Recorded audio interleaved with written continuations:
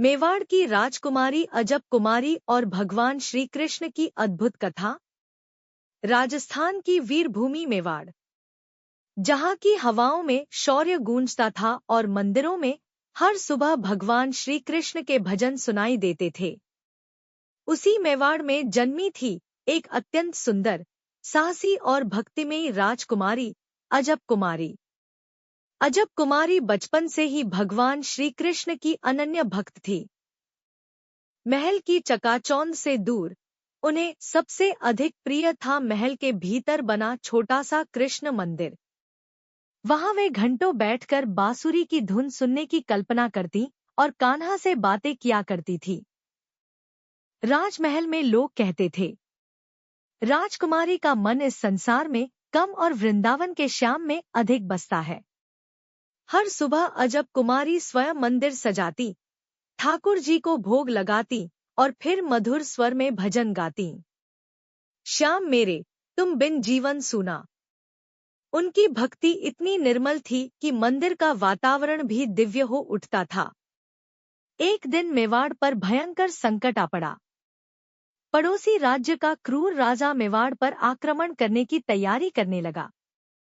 उसकी सेना विशाल थी और मेवाड़ के सैनिक बहुत कम।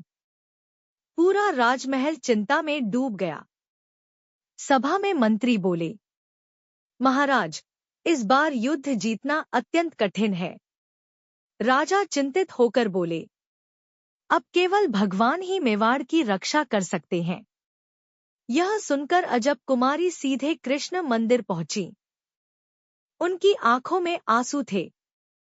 उन्होंने ठाकुर जी के चरणों में सिर रखकर कहा, हे मेरे कान्हा, आपने द्रौपदी की लाज बचाई थी, अर्जुन का मार्गदर्शन किया था। आज मेरी मातृभूमि संकट में है, कृपा करिए प्रभु। कहते हैं, उस रात अजब कुमारी को स्वप्न आया। उन्होंने देखा कि स्वयं भगवान श्री कृष्ण पीतांबर धारण किए, हाथ में बांसुरी लिए उनके सामने खड़े हैं। उनके चेहरे पर दिव्य मुस्कान थी। भगवान बोले, डरो मत अजब। जहाँ सच्ची भक्ति होती है, वहाँ मैं स्वयं उपस्थित होता हूँ। अजब कुमारी हाथ जोड़कर बोली, प्रभु, मेरे मेवाड़ की रक्षा कीजिए। श्री कृष्ण मुस्कुराए और बोले, कल युद्ध भूमि में विश्वास के साथ जाना, विजय तुम्हारी होगी। सुबह होते ही युद्ध आरंभ हो गया। दुश्मन सेना चारों ओर से मेवाड़ को घेर चुकी थी। सैनिक पूरी वीरता से लड़ रहे थे, लेकिन शत्रु बहुत शक्तिशाली था। तभी अचानक युद्धभूमि में एक अद्भुत घटना घटी। आकाश में काले बादल छा गए। तेज हवा चलने लगी। शत्रु सेना के घोड़े बेकाबू हो गए। तभी कुछ सैनिकों ने देखा, एक दिव्य पुरुष नीले वस्त्रों में रथ पर खड़े हैं। उनके हाथ में सुदर्शन चक्र चमक रहा है। जो भी उस दिव्य रूप को देखता, उसके भीतर अद्भुत साहस भर जाता। मेवाड़ के सैनिकों में नया उत्साह जाग उठा। वे पूरी शक्ति से युद्ध करने लगे। दूसरी ओर शत्रु सेना भय से कांपने लगी। राजकुमारी अजब कुमारी समझ गई, मेरे कान्हा आ चुके हैं। उन्होंने हाथ जोड़कर युद्धभूमि में ही श्री कृष्ण को प्रणाम किया और पूरी वीरता से युद्ध करने लगी। कुछ ही समय में शत्रु सेना पराजित होकर भागने लगी। मेवाड़ की विजय हुई। पूरा राज्य आनंद से झूम उठा। लोग इसे भगवान श्री कृष्ण की कृपा मानने लगे।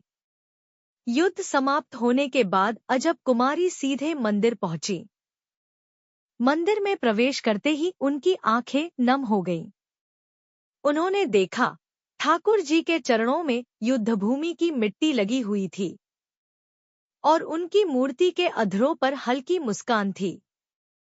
राजकुमारी की आंखों से आंसू बह निकले।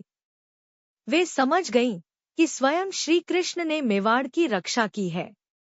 उस दिन से मेवाड़ में यह कथा अमर हो गई कि जब जब सच्ची श्रद्धा से भगवान को पुकारा जाता है, तब तब वे किसी न किसी रूप में अपने भक्तों की सहायता अवश्य करते हैं। और राजकुमारी अजब कुमारी की भक्ति की गाथा पूरे राजपूताना में गाई जाने लगी। कहते हैं, जिसके हृदय में सच्चा प्रेम और अटूट विश्वास हो, उसके साथ स्वयं श्री कृष्ण खड़े रहते हैं। जय श्री कृष्ण।